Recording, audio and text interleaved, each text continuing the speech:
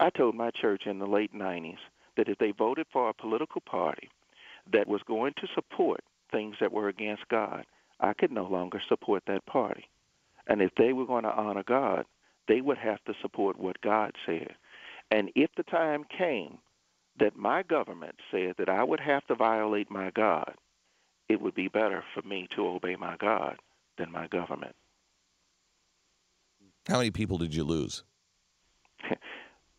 I got quite a few folk that left. And when I told them, and when I told folk at the same time that you don't need to be defined by what white America has defined you as, I refuse to be defined as a black person. I refuse to be defined by any person. The only person that has a right to define who I am is Almighty God. And the ability to define is the ability to control. We have to understand that if I allow, and don't be offended, but just let me just say this, if I allow you people to define who I am, then you control me. And I don't mean that in a derogatory sense.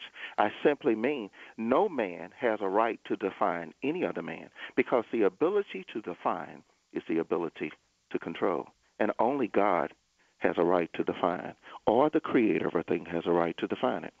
And so I don't want to be referred to as Afro-American. I don't want to be referred to as Black American. I just want to be defined as a child of God, and that's what I am. And if I define myself, or if people define themselves as children of God, then we understand that we are part of the brotherhood of man, and that God has put us together as one. Every life is valuable. Every life of every man is valuable. But when we start redefining ourselves, then we start dividing ourselves. What happened? Why are churches silent on?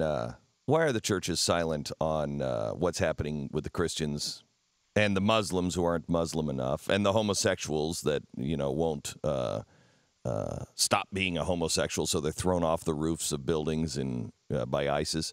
Why are our churches so dead inside?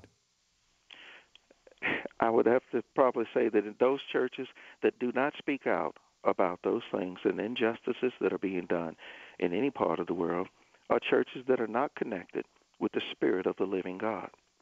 Jesus was concerned about the poor. He was concerned about the ones that were being mistreated. He was concerned about the hungry. He was concerned about all mankind. God himself was so in love with the world that he gave his only son.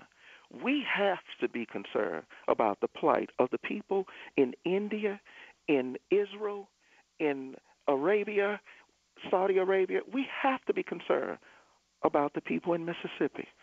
Whenever any man suffers an injustice, all men do.